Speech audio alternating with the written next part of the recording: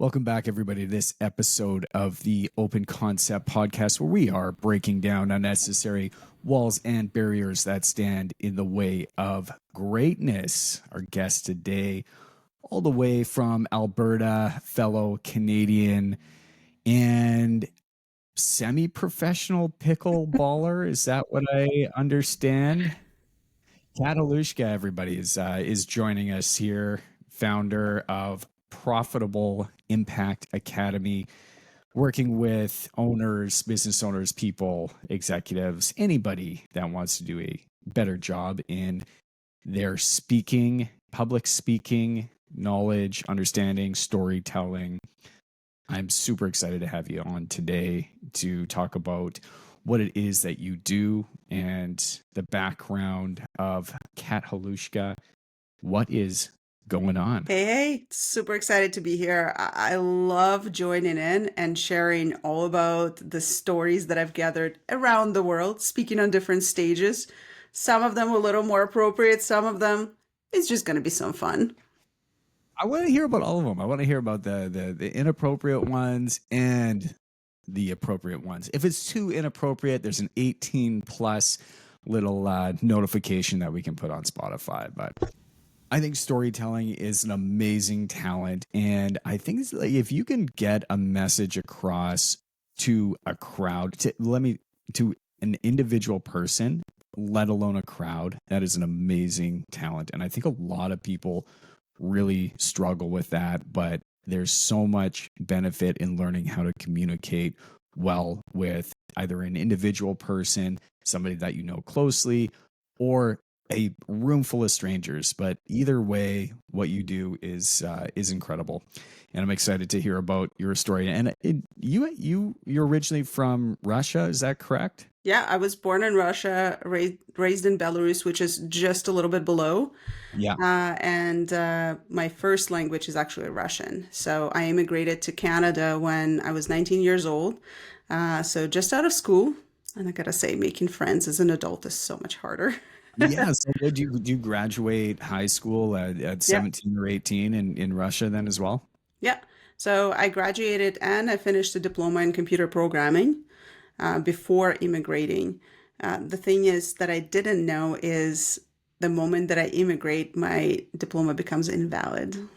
I know, I know. You know, it's crazy. I got so many resumes for people that immigrate to Canada that are looking for work, super qualified, but for whatever reason, their qualifications, in architecture, in even driver's licenses, basic things that you can do, or you spend so much time, so many years going through this trade, going through school, getting your certification. And nurses is a big one, doctors is a huge one, right? You develop all of the skills, you have all of the skills, but we have so many barriers here in Canada to make the transfer of those certifications actually work here with us. Like there's just so much red tape when it comes to coming over and working in Canada. Absolutely. And for me, it was quite a surprise because the institution that I went to was internationally accredited institution. So let's just say there was a lot of assumptions made. That said, I landed in Canada, 19 years old, brand new city, brand new country, brand new culture, and I spoke maybe 100 words of English. Yeah, and English is as a second language is a very difficult language to learn. Yeah. English is really the only language that I know really well. I've dabbled in a number of different languages, French, Spanish, Italian, I get a little bit, but I know from what I understand, English is a very difficult language to learn because there's so many little isms, right? There's like, who, how, what, and there's so many different variations of different words that are the exact same word, even the exact same spelling or different spelling, but sounds the same. And when do you use that? It's complicated. I'm so glad I learned it at the young age that I did, and so much respect for those that come in and learn it as a second language or a third language. And a lot of Mhm. people I talk to are trilingual or have four languages that they know, and English is a tough one. Yeah, and considering the profession that I chose, going into doing speaking to sell off of stages in different cities, countries. I traveled through United States, just about every state there, and not being able to pronounce some of the numbers specifically. Yeah. And speak to sell is very much industry where you do very typical. There's storytelling, which I absolutely love. There's the training part, which when I was younger, I really wanted to be a teacher, so it really lands within my heart is teaching others. And then there's an offer. So this is where you're really telling people how they can work with you. And so a lot of the times you tell them what the price is or what the value is of what it is that you offer. And me not being able to pronounce some of the sounds made it very difficult to go into the offer part of the talks. And then just seeing people going, what? What did you say? How I was much just is it? Yeah, you need to know more than 100 words to get your message across in a lot of ways. I think 100 words would probably be minimum, but you clearly learned the language and you clearly learned the art of storytelling, and you're great at what you do. So you've certainly come a long way since that 19-year-old that knew maybe 100 words of English.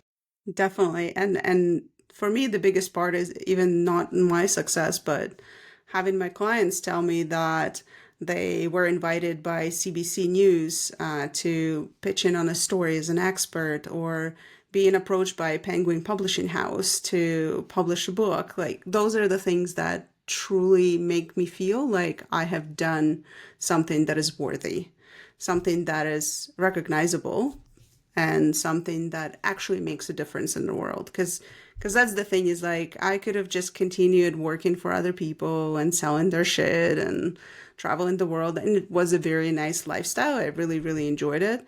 But at the end of the day, there was this like huge misalignment happening.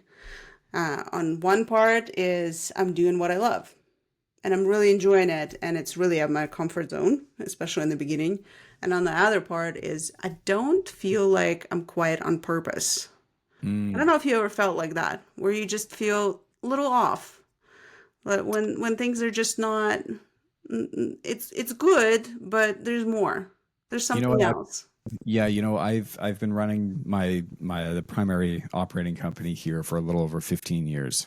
And every few years you definitely check in, and there's days for sure. There's Mhm. days, there's years, but I've where you're not too sure if you question yourself, right? You question whether or not you're working on a something that you're committed to from a like a deeper purpose, or if you're just getting through the day. And I find though that your purpose, it does change as you grow. And I was having Yes. a conversation with another gentleman, and I really liked his perspective on things because we talked about purpose specifically and why people struggle so much to find their purpose. I think it's because there's a lot of um, how do I put this? There's a lot of overthinking the purpose, because there's this thought that you have to find this purpose for the rest of your life. And if you don't find this deep meaning purpose for this deep meaningful work, then you're not going to be satisfied in anything that you do. When in reality, you have different seasons of purpose, and you have purpose for different seasons and different aspects of your life. So you may have a purpose for a day, you may have a purpose for a year, you may have a longer purpose, a lifetime purpose, but it may be broken down to 2 years, 5 years, whatever that is. And so you have a season of purpose, and that purpose may change with new information, new change of heart as you grow as a person. You're going to have new things that you value, new things that you make priorities, and you're just going to know a lot more and be interested in a lot more. So I think it's a constant pursuit and checking in to just making sure that you're still happy, and that there's room for you to grow in what it is that you're doing. Yeah, and I feel like I'm getting to this place in my life where I look back and I think I misunderstood what purpose is in the first place. And a lot of it due to the external putting so much pressure on what life and a human and a woman should be or should look like, or the comparison game, right? People play that a lot.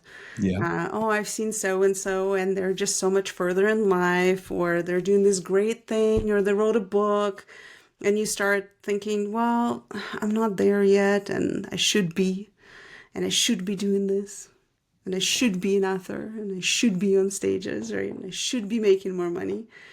And a lot of that really is just this pre-programming that we go through our life, where we are subjected to other people essentially telling us who we should be and how we should show up and what we should do. But what if in reality our purpose is simply to be? Just really sit with this. To just be. Be yourself. Dig deeper. Uncover who you are. Just show up as you, authentically. Don't need to be someone else. You don't need to be making billions of dollars, driving Lamborghinis, be an author, best-selling, whatever. Just be you. And ultimately, that will change people's lives. I think that's a beautiful concept. I think that a lot of people have trouble with that Yeah. because they're if they're saying, "Hey, I'm just being who I am," a lot of times they don't like who they are, or maybe they like who they are, but they don't like the situation that they're in. Mm-hmm. And they know that in order for them to get out of their situation, they have to change to some degree. And so for somebody to sit with themselves and just say, the purpose is just to be, it doesn't sound super exciting for a lot lot of people, because just to be me, that seems too easy, right? Like I should Right. be And I life should be should out, be hard, right? be out changing this. Yeah, exactly. Like if I'm not struggling, I'm not making progress. If I'm not struggling, then I don't have a purpose to an obstacle to overcome, a mountain to climb. I don't have a goal to work towards. So I love what you said, and I think that there's some reflection and introspection certainly that people need to have. But I think that a lot of people will struggle with that idea. And so, circling back to storytelling, a lot of people, when they come to Profitable Speaker Bootcamp, is one of the workshops that we do. It's 2 days. We dive into like the story, the how to be a speaker, how to put together your talks, how to show up on stage. And so, when they show up, this is the thing that I hear the most. But I didn't have this big struggle in my life, so I don't have a story. And I always call such bullshit on that. Because when it comes to storytelling, it's not about comparing how much you struggled versus how much someone else struggled. Your mountain, if you start comparing, can look like Everest, or it can look like a hill over there that people ski snowboard on, right? Like Yeah. when you start comparing, they all look different, but they also have different texture, color, what it's made out of, right? What's on top of it, how many people climbed it. It's very different. It doesn't mean there's no story behind it. And I hear that so much, it actually breaks my heart. Like it breaks my heart to meet so many people who feel that they don't have a story simply because they don't feel like they struggled like someone else did. And so this is where that concept of being came from, is ultimately, as long as a human will go as myself, work on me, and look at myself in the mirror and see what are the things I would like to improve, be better, do better, right? What are the things I want to have? What are my goals? That is an ultimate struggle in development. So much of our struggle happens in our mind versus external circumstances. Not for everybody. Of course, there's people who struggle from external, like, I'm not saying it's not the truth. I'm just saying, even in that situation, the struggle that happens inside, internally, is going to be so much greater. And we all have them. We're just not all willing to look at it or to share it. And so it's easy to brush it under the rug, because when you look at those struggles, you go, oh, that's just something I made up. I just thought that I suck at speaking. Yeah, and there's this understanding that, because you hear so many people talk about their stories, and so many people have, everybody loves the I rose from the ashes Yeah. The sentiment. Cinderella story. Yeah. Here, came up from nothing, worked hard, I can do that. And because that really resonates with people, I when you are telling a story, because you have, if you're in Hollywood and you're talking about a specific framework or a movie, like there's always going to be a villain, and Yes. maybe it's not a person, but it could be a circumstance, could be a place that you are living. But people want to hear how you've overcome this evil in your life, or this mishap, this deep burning anger that you have, or a real tragedy, right? And Mhm. that motivates a lot of people to, I think, find internally to find their purpose, and maybe they hold on to that. Maybe that's kickstarting them, but I don't think that that's necessarily a great place to operate from long term. And I don't agree with the notion that you need to have some sort of struggle in order to be successful, or in order to find a purpose. You can be raised by a very happy family, have two parents that were married and healthy and love each other and still do. And you could have gone to a great school, and you could have had great grades and had fun in college and had good friends, and not have this necessary burning anger, trauma inside you that you need to overcome, or you needed to overcome in order to be successful. I think you can look back at those circumstances and just say, cool, I'm one of the few people, or maybe not so many of the few people, that had actually like a really great childhood. I don't have a lot of things that I needed to overcome. And I'm going to use that as an opportunity to share with the rest of the world, because I know that other people do struggle, and I know that I didn't. And so I want to be able to really use this gift that I've been blessed with, to do what I very can to make sure that I'm giving back and helping other people along the way. So I don't necessarily agree that you need to have some sort of like really shattered childhood Mhm. story that come from nothing, on welfare, story to be successful. But I do believe it is a very powerful story, and everybody loves to see that person get to the top of the mountain and hear where they came from. Yeah, and a lot of the time, I just do a little shift for people when it comes to storytelling. We have a specific framework, and it looks a lot like a mountain, because that's usually those are the movie frameworks, right? Is Yep. the villains and overcoming the challenge, and when everything crashes and burns, right? But the top of our mountain, our framework, is actually just turning point. So it's not a struggle or tragedy or something along the line. It's a turning point, and a turning point can be as much of a negative as it is a positive. So, as an example, as one of the stories that I tell a lot of the times is a story of how I sat down with someone at an event, and it was a very simple conversation at a networking event. Our prompt was, "What did you want to be when you grow up?"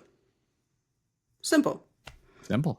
And I sat down and I shared how I always thought I'm going to grow up and be a teacher, and how I felt like I failed because I'm not a teacher. And the person in front of me said, "How are you not? You literally just taught us the framework on how to put together a talk." And that changed everything for me. Because when I look at that moment, that was the turning moment for me to realize I am a teacher, just not the way that I pictured it when I was younger. And my vision now is so much broader than what I had for a reference than when I was 4 or 5.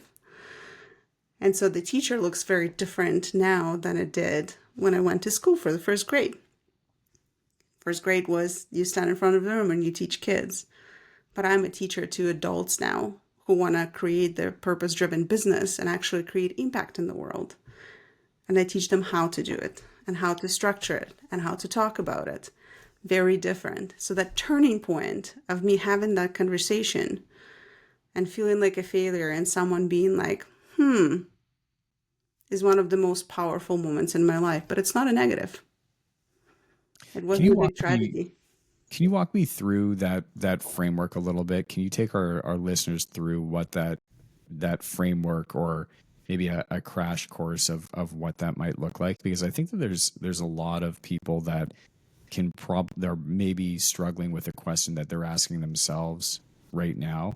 Is there a framework that you can lead me through, or an exercise that we could do almost right here You on bet.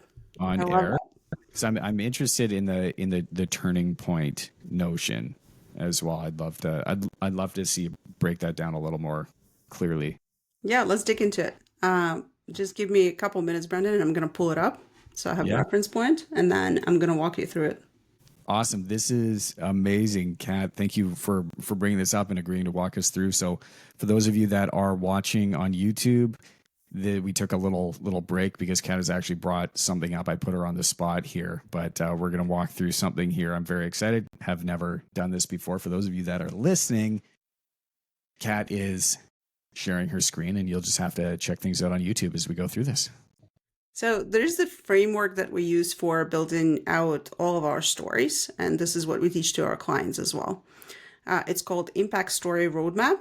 For a lot of you, you can use it for very quick 1 minute stories, or this could be what we call your origin story. So how you started your business, which you will share in just about every talk that you do, because people are always curious who you are and why you are doing this.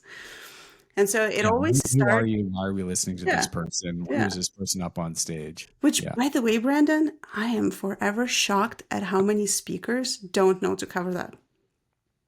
They Yeah. forget to actually cover who they are and what they do and why they're doing it.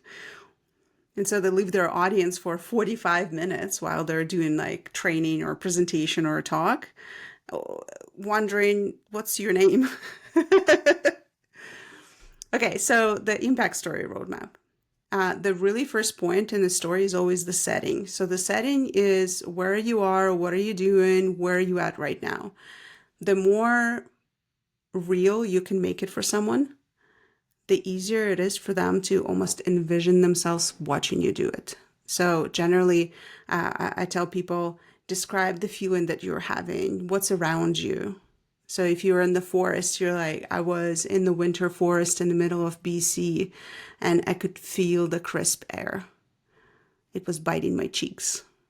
That's the setting. You really tell people where you are, what's happening. A bit of an emotional anchor, because Yeah, people can really start to feel where it is that you are, and what it is that you're doing. definitely. At that point, what you're trying to do is you're bringing your audience into your story. So you're really trying to get them to be there with you. So, and like I said, the more descriptive you can do, the better. The second point in the roadmap is the problem that's blocking you from your success, your goal, where you want to be. So what's the barrier? What's stopping you from getting there? And it could be something that has happened, or you just found out something, right? So a lot of the time, I say you're on the road trip and I'm driving in my car through the mountains and the view is beautiful and the sun is shining through the white peaks of Banff. And all of a sudden, I see there is police blocking the road. So I have to brake. So that's my problem blocking me getting to actual Banff, right? And that's where you get to the peak of your story, which is going to be turning point, or you can call it breaking point. So if it's something negative, generally it's breaking point. This is where you give up. This is when shit hits the fan. This is where you feel like you can't do it anymore. This is where you get devastating news. Tragedy happens. Or the turning point is, this is where you get a big aha moment. This is where you have a realization. This is the turning point, could be you deciding to do something for the first time ever. So those are more on the positive side. What often happens, or what goes through somebody's mind usually between the problem blocking item, or the problem, and the turning point? Because that's ultimately that's a big climb for a Yep. lot of people, right? Is getting to that point. And a lot of people I think are searching for this turning point or breaking point. They're either saying this this is a problem that I'm not going to work on, that I'm never going to resolve. I'm not strong enough for this. I don't have enough in me. And they admit defeat, or they decide it's not a priority, whatever that may be. Or they're going to find that turning point that you've talked about, and then really start to shift their realization of who they are, or identify that maybe this problem isn't much of a problem, or I'm going to be able to commit to really overcoming this problem. Yeah. What happens in between that problem and that turning point? Because I think that's probably where a lot of people get stuck.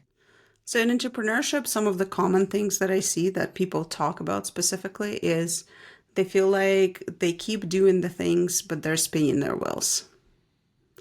Like a lot of people say, I just keep posting on social media, but I'm not getting any clients. I keep going to networking events and it's taking up all of my time, but somehow I'm still not making money.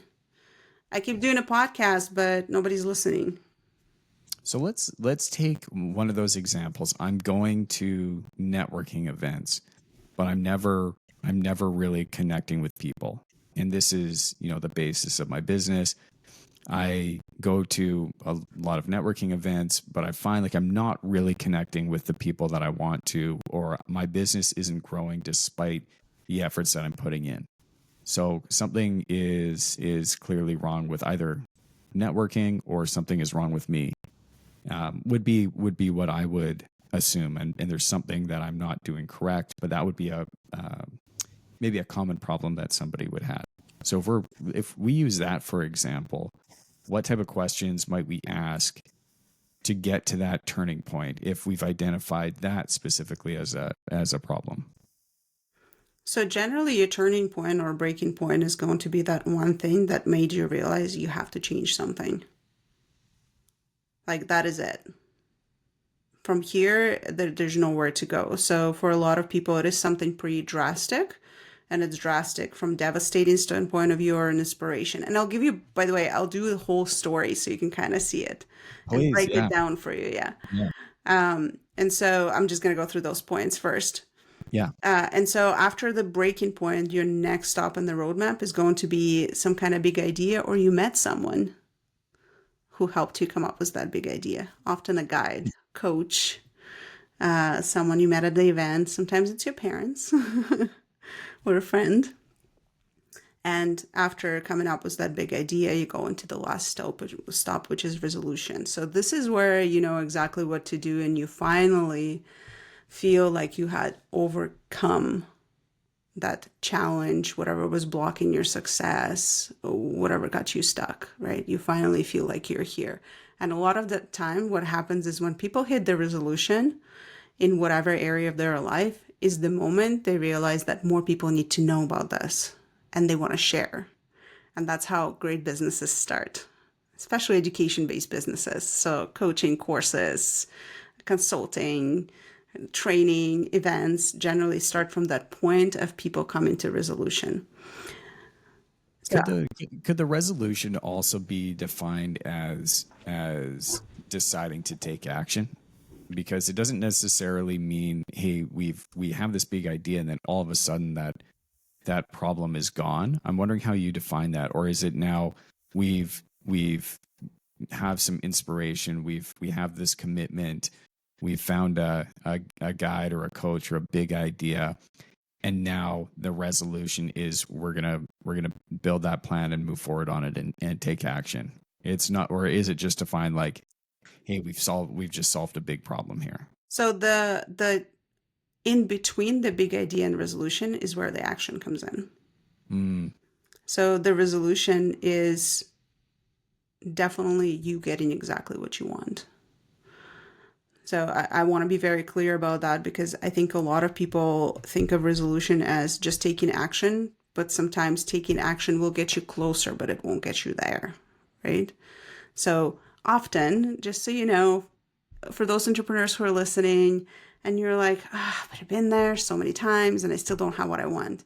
Often your story will cycle through several times before you hit that point, and that's okay, as long as you're getting closer. So sometimes action could be a part of resolution, right? Like, so it's in between there. but it's not always that it is the thing. So process can be something that you teach too. So resolution can look very different for different people. So this is something that I love talking about too. As when you see success, success looks completely different for me than for you, Brandon, than for your listeners, right? And for some people, taking action might be that success that they're looking for. So they're finally doing something about it. And the best example that I can give is fitness and weight loss industry. For some of us, and I'm going to say us because I'm a part of that crowd, being in a weight loss journey myself, finally taking action, that was the resolution that I was looking for, because I've been around that block so many times I'm embarrassed to even admit it. So the resolution of doing it and seeing the results, right? But in some cases, don't steer away from what you want, knowing that it's okay to change your mind. I originally, when I started Profitable Impact Academy, my goal was to build a $50 million company. It is not right now. I have been inside a $50 million company and decided that that's not for me. And so my goal has changed, and that's okay. Like you said, as you're growing, your purpose changes. You're uncovering more and more about yourself, and that's totally okay. Let me give you an example of this impact story. Please. Because I think a lot of people can appreciate the example and really understanding how this is used. So I'm going to tell you a story, and then what I'm going to do is I'm going to break down which points along the impact story roadmap I've hit in that story.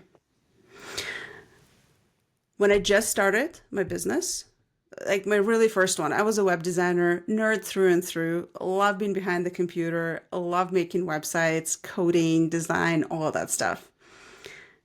I still remember finding my first mentor and asking them, how the heck do I get clients? Because I had no idea, like, what's my next step? I feel like, how am I supposed to know? There's so many books and courses, and Google returns 5 billion results when you search for it. And my coach told me, you go to networking events, and at the networking events, you're going to meet people and you're going to set coffee dates with them. And this is where you're going to offer them what it is that you do. So websites. Me Fair being a enough. good That's like, student, yeah. I decided I'm going to go to networking events. So I picked 2 or 3 every week. And I thought I was a smart ass. I was like, I'm going to book all my coffee dates back to back, same coffee shop, just get people to rotate at the same table, same day. So on Fridays, I would book people from 8 a.m. until 8 p.m. when the coffee shop was closing, and every hour people would just rotate. And I have done that for weeks. And guess what? No results, I'm guessing. See, this is where you're wrong. I got the results. Oh, you I did. did get my first You're client, hanging. I don't know. You're telling me the story, but which is awesome. And hey, shot. I would have guessed the same thing, but I want to make it clear to people that networking does work, and having conversations and building relationships with people will always result in having clients or referrals or some kind of leads. And you gotta pay attention to how much investment of your time or money have you done in order to get that one client. And for me, that was over 100 coffee dates. And so at that point, I had to really sit down and think, is this something that's going to work for me? And I just had this doubt in the back of my mind that there might be a better way. I didn't know what it is yet. So I just kept doing a whole lot more of what I was doing, until a friend of mine pointed out that I have gained a lot of weight in the last little bit. And they haven't seen me for the last 3 months. And we used to hang out several times a week. And so all that strategy got me is I gained 50 pounds. I got one client, a whole lot of connections, and you know how coffee dates go, a whole lot of pitching to me, and then I pitched to them. Very little sleep, exhausted, coffee addiction.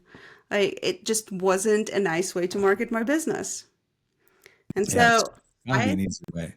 Yeah, and I started going to events and those, workshops. Sometimes people do business workshops.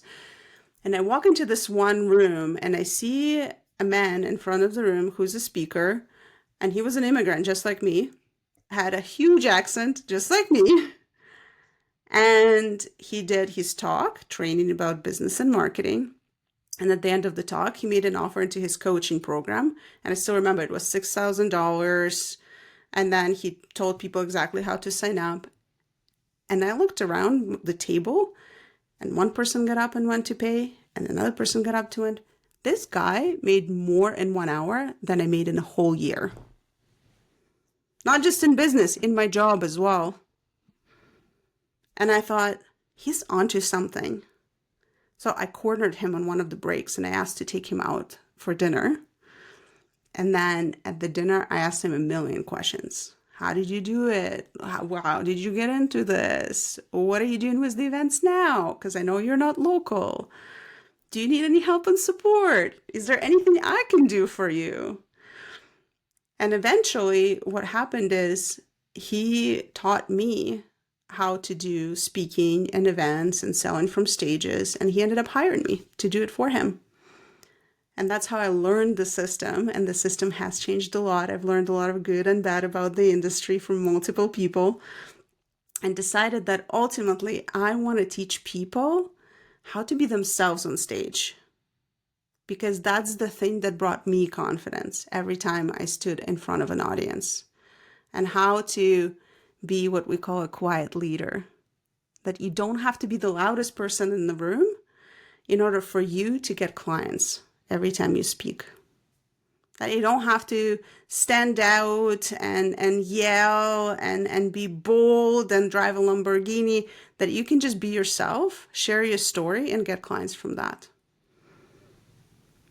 Yeah, I think a lot of people are worried about, because you see the big energy, Yeah. the big guys on stage, big personalities, or women on stage with big personalities that are very charismatic, and they're there and they're like they're on fire and selling something. And to think, if you're sitting there in the crowd, to think, wow, I'd love to do that one day. But to overcome that barrier of being able to find that energy or find that charisma that you need on stage in order to sell, or respectively feeling like you need to have that type of personality in order to sell, I think is a bit of a fallacy. It's a good thing to certainly to learn and to have, and it's a skill on its own. But I think you're right. If that doesn't come natural to you, it's not the end of the world. You can still do really, really well. And still be a very impactful speaker.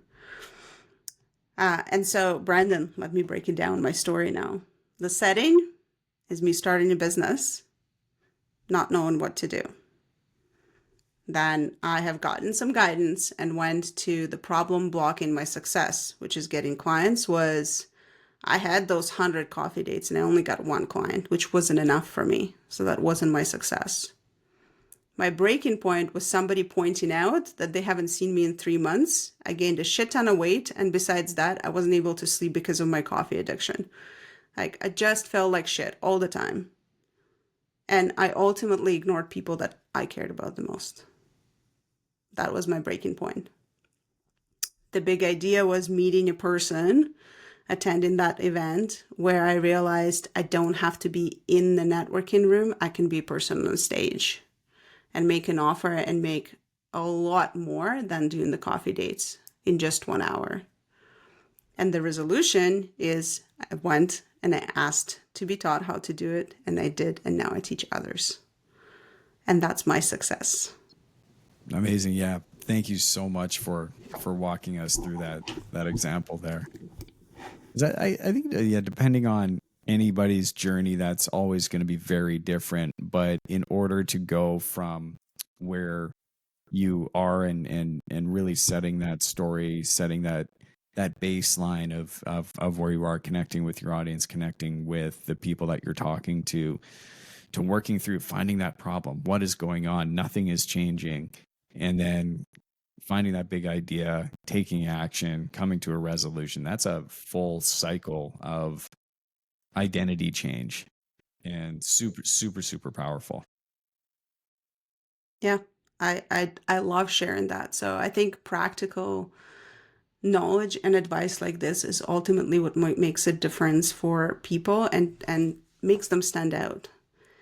In no way I'm shiny and I don't have a big personality. I am extroverted. I got to give myself that. So for those of you who are introverts, my business partner is introverted. And the one thing that she always tells me is, as an introvert, being a speaker is a dream because you avoid Really? all of those small talks, having to come up to someone and being all weird and being like, what is it that you do?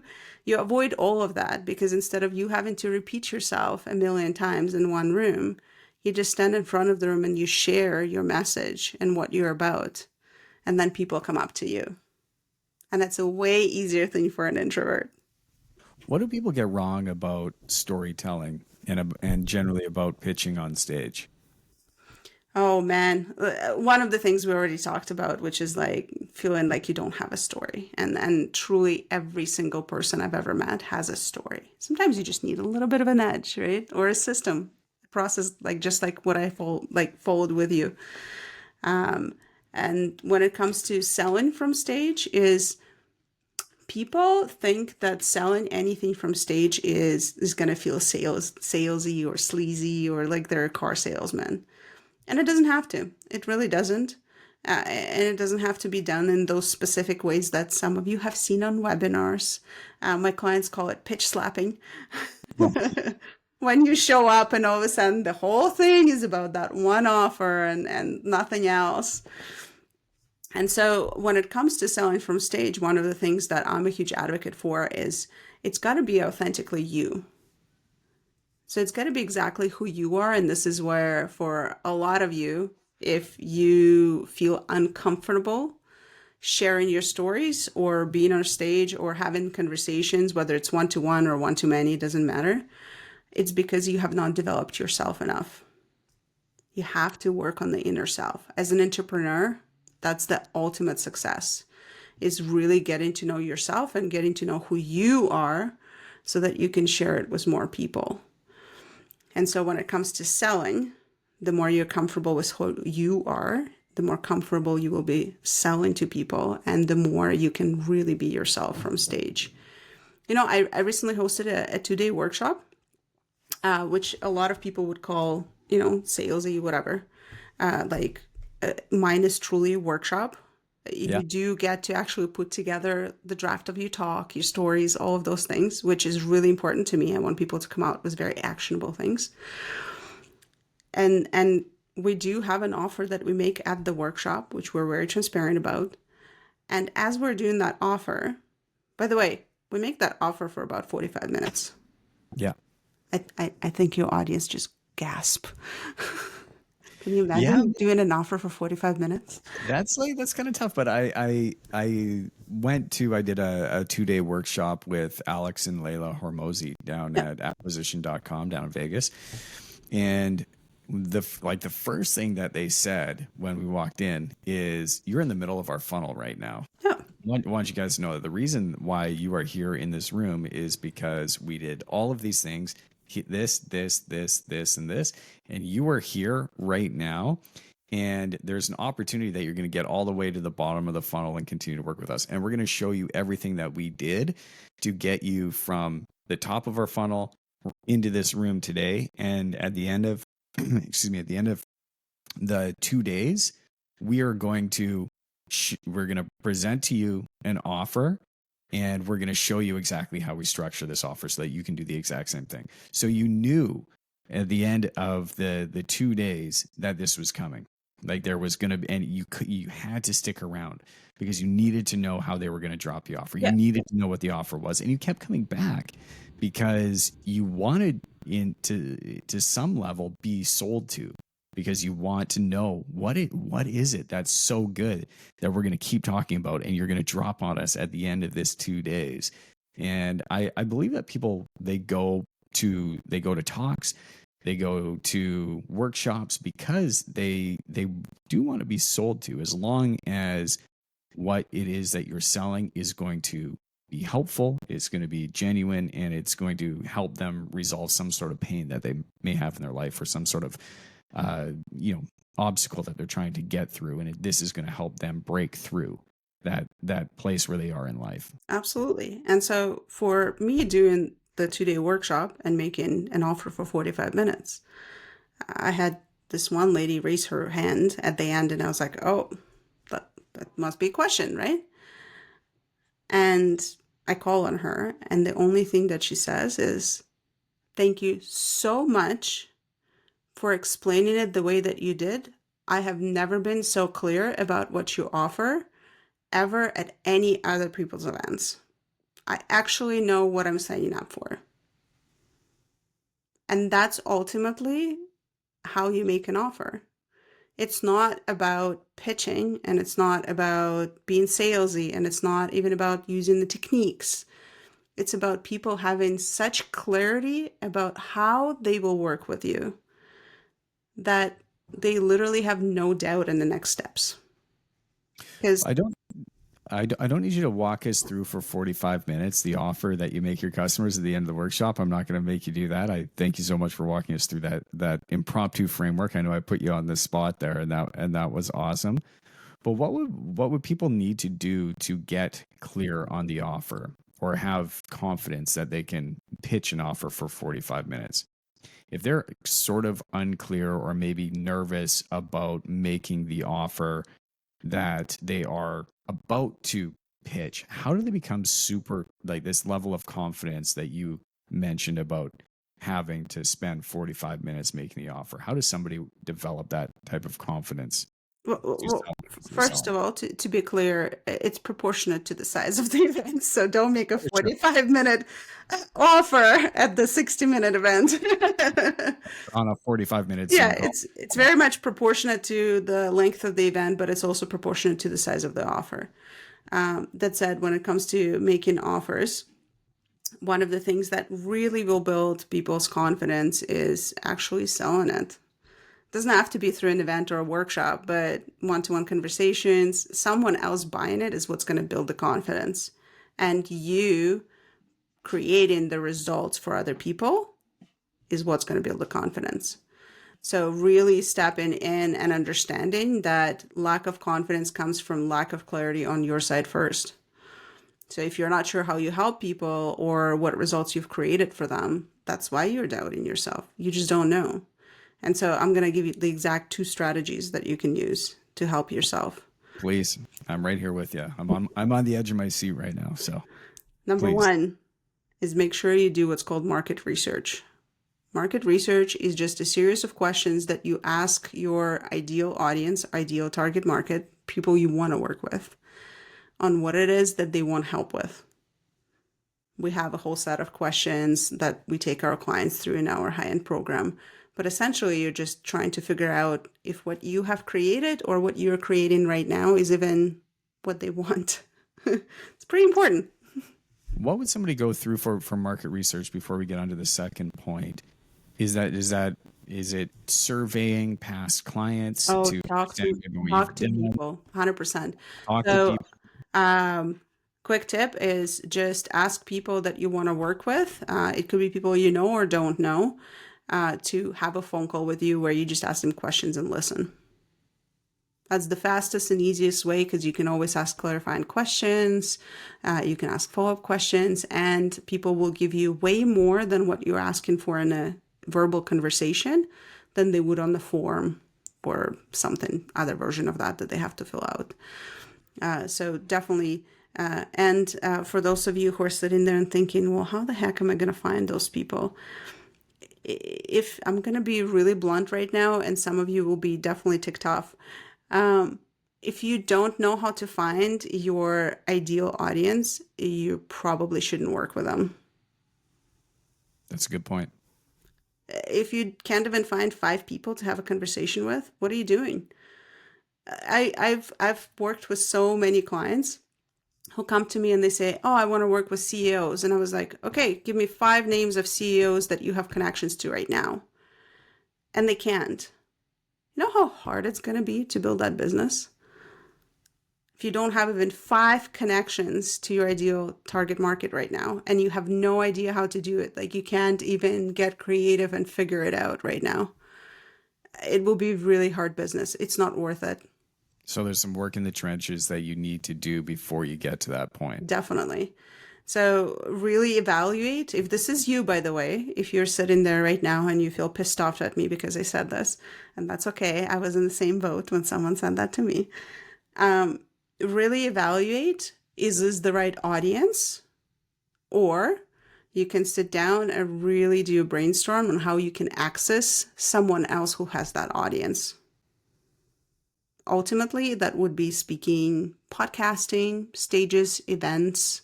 Who has access to the audience that you are trying to get access to? So it's not Yeah. always direct. Sometimes you got to go through a connection, but really get creative on that. Yeah, that's a really good point. Who do you know that might know the people that you want to know? Absolutely. The second strategy to build your confidence when it comes to selling your offers is every time you work with someone, ask them for wins and ask them for a testimonial. I have a collection of over 500 testimonials and wins that clients have sent me that I'm allowed to use and show and display and use on my sales funnels and just share with potential clients or send full 45-minute interview videos of interviewing my clients about their success. I have it all, everything in between. Don't be ashamed of asking, because sometimes we're our worst enemies when it comes to being in our head and not believing in ourselves. You want to build your confidence? Ask people what you created for them. Are you scared that they say nothing? That's a problem. Yeah, I think that that's a really good point, because a lot of people in their businesses, they've maybe they offer a service or a product, and they are worried to ask for referrals because they don't want the feedback. They don't want to get the feedback Yeah, because it's scary. maybe the experience wasn't a 10 out of 10 or a 9 out of 10, and you're kind of thinking maybe it was an 8, and 8 isn't really going to show well on your Google profile, and that's going to drop your average. So we're better off just not to ask them and leave the other reviews up there. But I think a lot of people get caught up in the nuances of asking for referrals if they're willing to leave a referral, but also provide feedback, because that feedback that you don't want to hear is often the feedback that you need to hear most. Otherwise, you're going to go through just assuming that you are going to that you're offering a good service or you're offering a good product. And people are far more likely to talk about the bad service that they had than the good service. Yeah. And that's the thing too, is if you don't ask, then you don't get the benefit of growing your confidence, but you also don't get the opportunity to improve your service. When it comes to getting feedback that is negative, number one, it's opportunity to improve what you're doing, but number two, it's an opportunity to fix that relationship. What, you really think I don't have clients who are not happy and never had anyone? Of course I did. But me simply asking is opening the door to have that conversation. And those conversations are tough. They're definitely tough. And this is something that I can definitely do for my clients first and for my team second. Is make sure that they walk away with a resolution. Make sure that no matter if they had bad experience or maybe lack of communication happens too, I find out what happened and I fix it. And this solves 99% of bad relationships or bad reviews. I recently had a client. They reached out to me and they said, I am so unhappy because the last communication was 2 months ago. I was promised this is going to get done and it wasn't. My number one thing that I do is pick up the phone. I'm like, hi, do you have quick 2 minutes? Just wondering, got your email. I can see that we sent you this and you sent us this. And this is like, I just want to figure out what happened so we can fix it. Turns out they were on vacation and they never got the email. And we never followed up. So I'm going to take responsibility for what we didn't do. And they need to take responsibility for what they didn't do.